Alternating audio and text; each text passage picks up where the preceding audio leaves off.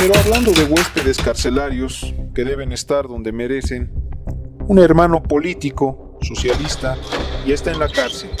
Y nos referimos al ahora expresidente Pedro Castillo.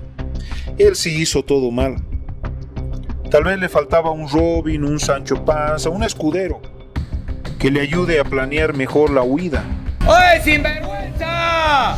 El autogolpe de Castillo estaba destinado a producir una reacción política que seguiría con una fuga a México para preparar un posterior retorno al Perú, pasando por Puno desde Bolivia, incluyendo un levantamiento subversivo al sur del Perú.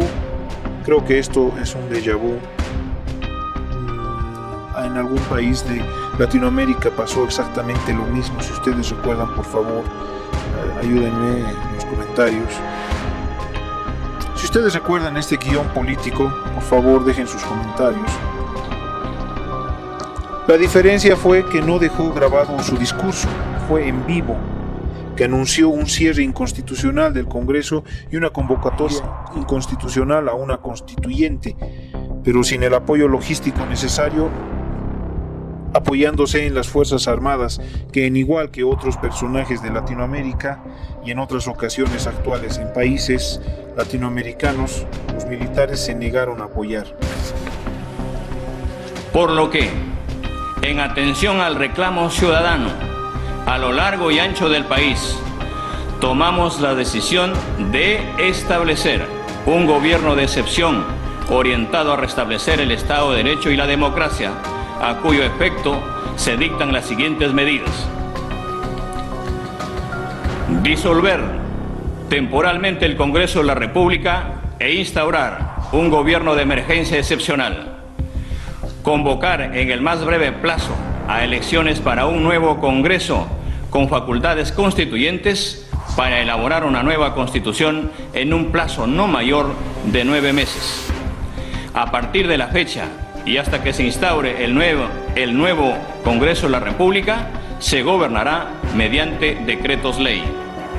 Se decreta el toque de queda a nivel nacional a partir del día de hoy, miércoles 7 de diciembre del 2022, desde las 22 horas hasta las 4 horas del día siguiente. Se declara en reorganización el sistema de justicia, el Poder Judicial, el Ministerio Público, la Junta Nacional de Justicia, el Tribunal Constitucional. ¡Viva el Perú!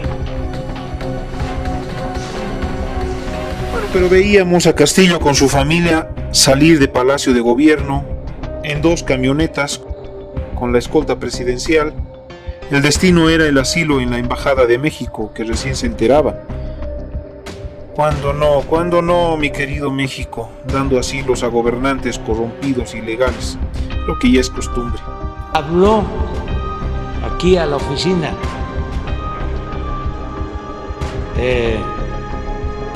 para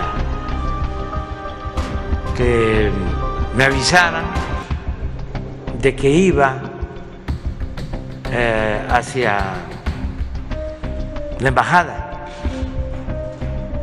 pero seguramente ya tenían intervenido su teléfono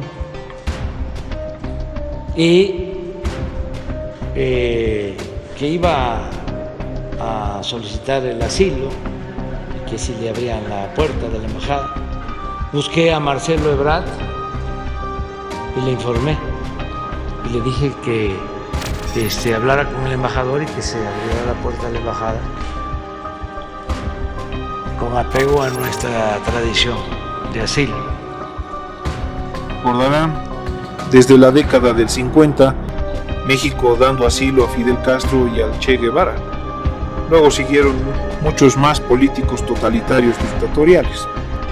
Pero la escolta presidencial ya tenía órdenes y el jefe del Estado Mayor de la Policía Nacional, con patriotismo, no como otros, ordenó la intervención de la caravana presidencial. Anderson Ramírez. Por la libertad y la democracia, sí. Barbarán Reyes. Sí, y por favor vayan a detener lo que ya se está fumando.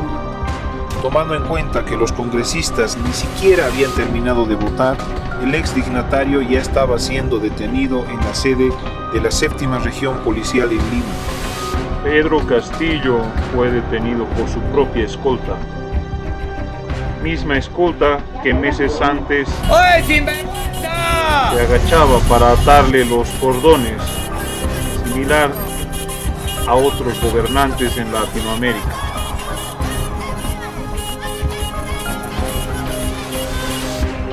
Una desestabilización política de su partido. Se generó una ola de renuncias de altos funcionarios. Sigo creyendo que esto es un déjà vu y ya lo vimos en algún lugar de Sudamérica hace pocos años atrás. Bueno, continuamos. En un año y medio de gestión ya había nombrado 5 gabinetes y 80 ministros diferentes, con incontables acusaciones de corrupción. Eso se puede decir corrupción. Pero veamos pues cómo fue ese 7 de diciembre. En su discurso político, la noticia de la disolución del Congreso y la orden de establecer un gobierno de excepción, con incluso un toque de queda desde las 10 de la noche, la noticia corrió más que pólvora con mecha prendida.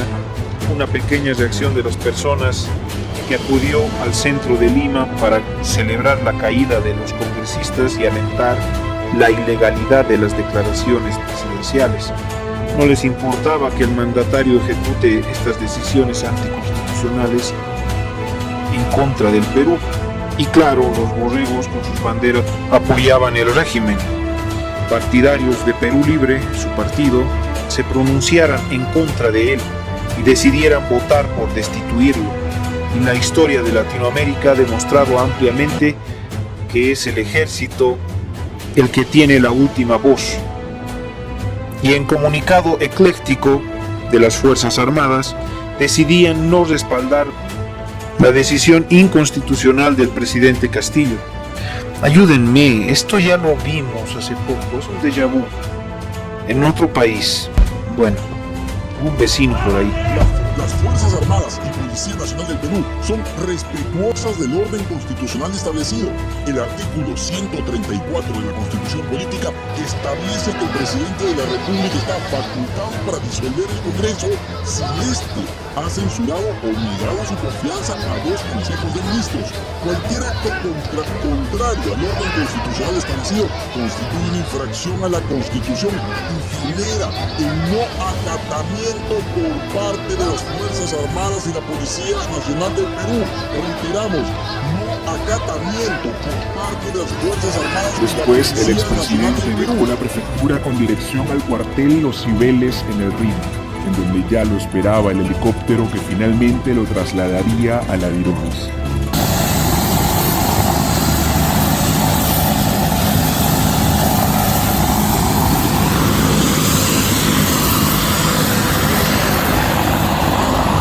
El último jueves 15 de diciembre, el expresidente Pedro Castillo recibió 18 meses de prisión preventiva dictados por el juez supremo Juan Carlos Checo.